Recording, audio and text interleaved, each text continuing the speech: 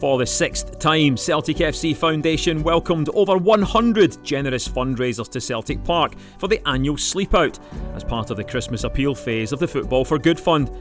The anticipation of a night under the Paradise Lights talking about Celtic with fellow fundraisers had everyone in good spirits as once again the Celtic support showed their unequal charitable side. It's pitch black outside, it's extremely cold, but it's so unusual to see so many people here inside Celtic Park and a lot of laughter as well. I've tracked down the Chief Executive of Celtic FC Foundation, Tony Hamilton. Tony, how important is the sleep out in the whole Football for Good Christmas appeal phase?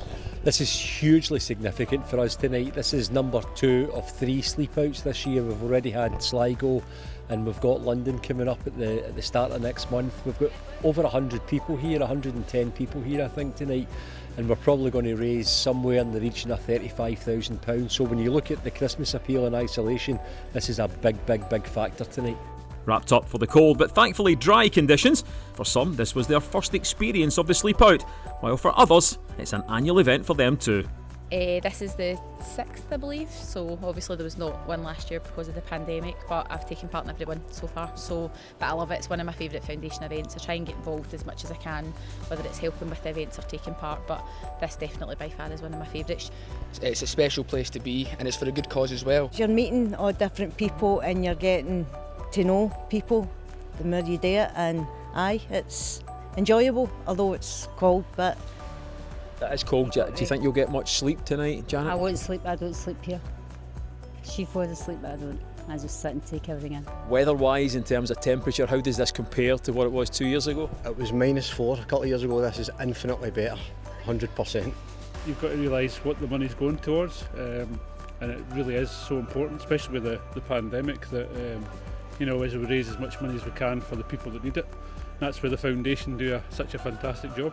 To help them along through the night, we were joined by foundation ambassadors, actors Tony Curran and Gianni Capaldi. I think how many is like 110 people that are going to be here tonight sleeping out, and try to raise as much money as possible. It's getting a bit chilly. At least the rain's off, so yeah, exactly. And the more you're out there, it actually feels quite brisk, so it's not bad. It's bracing. Yeah.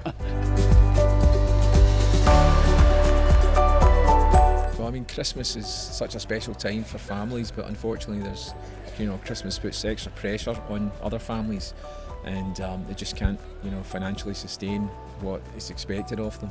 As 6 a.m. approached, the group began packing up after a long night with the opportunity to donate their sleeping mats and bags to homeless charities The Invisibles and the Wayside Club. The event, which will raise in the region of £45,000, was rounded off with a warm breakfast in the Jock's Dean Lounge. Another successful sleepout complete. Thank you to all our fundraisers who have made a genuine difference to those in our community who are most in need.